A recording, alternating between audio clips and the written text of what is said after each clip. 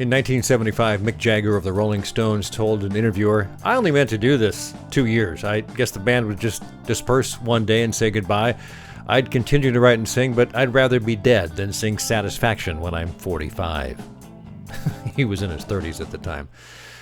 Paul McCartney once said, "I saw that Meryl Streep said, I just want to do my job well, and really that's all I'm trying to do ever."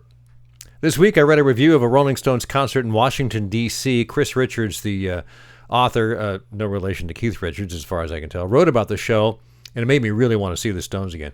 The 21st century was well underway at Maryland's FedEx Field on Wednesday night, and this band sounded alive. Not still alive, a phrase that can feel patronizing and rah-rah, but totally alive, completely present, sweating out songs in real time, elegantly pushing rude noises into an unknowable future.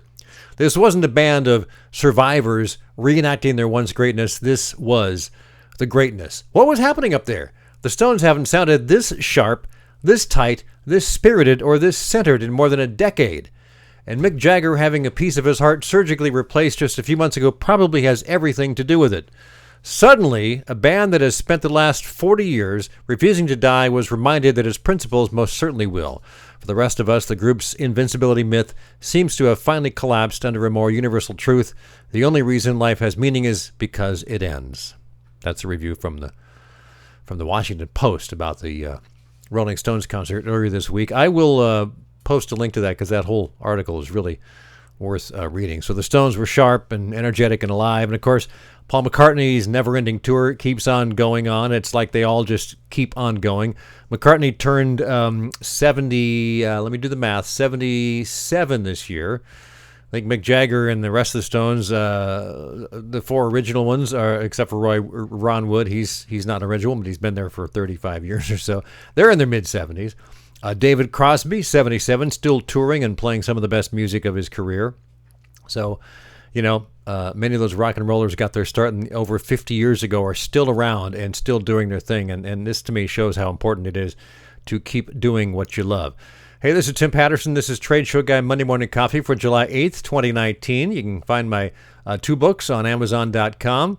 Check out our various websites as well, TradeshowGuyBlog.com, in which this is embedded. TradeshowGuyExhibits.com, that's our company site. TradeshowSuccessBook.com, that's one book. TradeshowSuperheroes.com, that's the other book. They have their own websites. How about that? TradeshowGuyWebinars.com, which is an archive of a bunch of webinars they did in 2016 and 2017, and a lot of podcasts as well.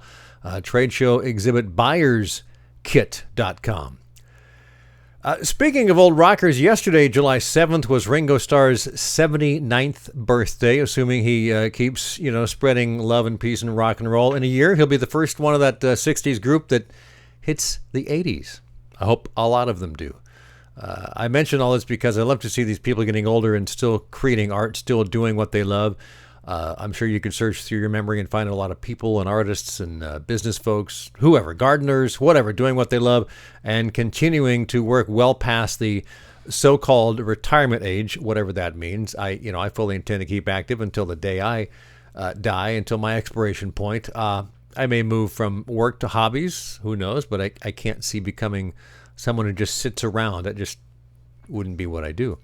As you age and as your favorite artists age, you and they keep gathering experience, and those experiences add up to make you better and wiser and more capable of reacting to external events better and getting better at what you do.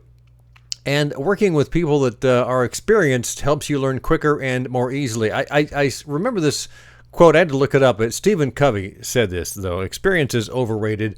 Some people say they have 20 years experience when in reality they only have 1 year's experience repeated 20 times. I remember hearing that when I was much younger, and I thought, is that what I'm doing? Am I repeating myself over and over again? And it kind of spurred me on to do different things, to get different kinds of experiences. You can always learn what you need to know no matter what you're trying to do. So you get different kinds of experience as time goes on, unless you keep repeating it. But having experience, well, Covey seems to think it's overrated. I think it's still very important. I love to see, young rock bands bash out new songs with enthusiasm and energy. I've been there, done that. And even though they don't have the experience that an older band might have, it can still be a great experience. But having said that, there's something to be said for seeing old pros doing what they do, like seeing the band like the Stones or Paul McCartney and his band, the Foo Fighters, or Herbie Hancock, seeing them all. Herbie's still touring at 82, or Bela Fleck and the Flecktones, who are on their 30th anniversary tour. Seeing pros at the top of their game, there's something to be said for that as well. And by doing that, you see what you might aspire to, regardless of what field you're in.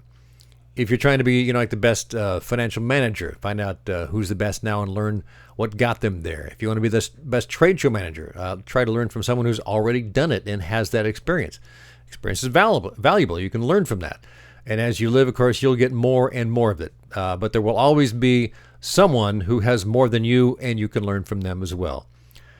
And that's my kind of riff for today, July 8th. And trade show tip of the week kind of ties into the whole same thing. The more times you exhibit at trade shows, the more you'll learn, the more experience you get, and the better you'll get at it. So much so that at some point, people will be asking you for your advice. So stick with it.